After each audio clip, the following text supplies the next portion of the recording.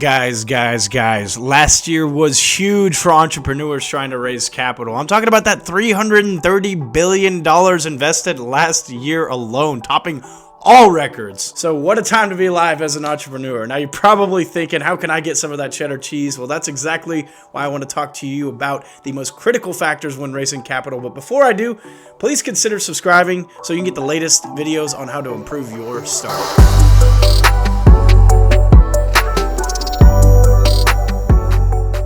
So, sometimes there is nothing more powerful than the passion and vision of an entrepreneur, but if you're trying to raise venture capital money or angel investor money, passion and vision are just not enough.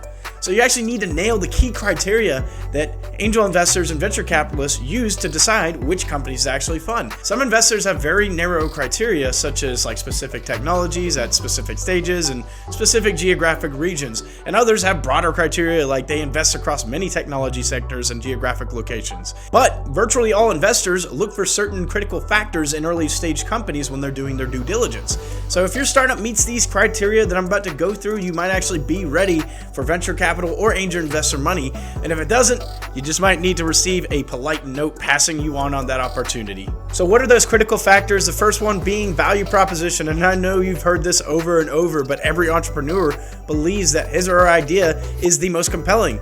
But very few pitch decks actually present the idea that are truly unique. So it's actually very common for investors to see multiple visions of the same idea over the course of a few months or even years. Having a great idea is the key starting point for getting a venture capital or angel investor interested in your company, but it is not sufficient by its own. The idea by itself does not make you fundable. Really, you need what leads to our next point, which is a solid team. So you may have a great idea, but if you don't have a strong core team, then the investors are unlikely to bet on your company. This doesn't mean that you need to have a complete world-class team. Startup founders just need to have the skills to launch the company and the grit to actually attract world-class teams to fill those missing gaps that they didn't get the first time around. So the lone entrepreneur, even with all that passion in the world, is really never enough. And if you don't demonstrate that you're willing and able to build a high-performance team, then the investors are going to walk away immediately. But what can help with that is also having a great market opportunity. So if you're focused on a product market opportunity that is not technology based, then you probably should not be pursuing venture capital. Venture capital is actually typically focused on businesses that gain competitive advantage and generate rapid growth through technological and other advantages. So don't chase market sectors that are already crowded. Show that you have already beachheaded the market that you can win in, and then scale it from there. Contrary to really popular belief at this point, it's actually not about how big the market is, it's about how much value you can actually create in that market. And companies that create a lot of value grow their markets and dominate them. The next critical factor is technology. What makes your technology great?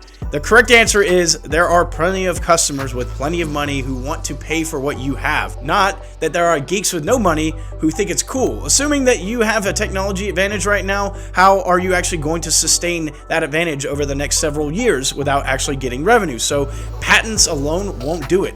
You also need to be able to convince investors that you will be able to stay ahead of the curve because of the unique talent or exclusive partnerships that you've already secured.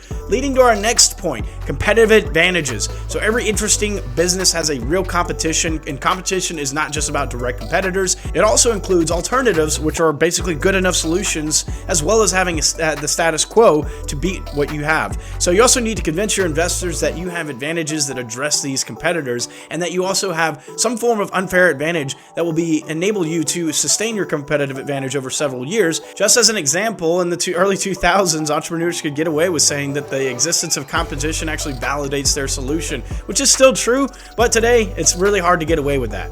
The next critical factor is financial projections. So just ask yourself, if the idea of developing some sort of credible financial projection and it makes you wince, then you're not an entrepreneur and you shouldn't be asking investors for money. Your financial projections really demonstrate that you understand the economics of your business, and they should also tell a story in the numbers. So what drives your growth? What drives your profit, and how your company will evolve over the next several years? And make sure that your base projections are in reality, and then also research the industry benchmarks and similar companies that have already gone before, and avoid presenting projections that seem way too delusional or outside of reality. The last critical factor cannot be brushed over at all. It's traction. So ask yourself these questions. Do you already have a strong validation validation from some sort of paying customer? Or is there at least some good evidence that your solution will be purchased by your target customers? Do you have an advisory board of credible industry experts?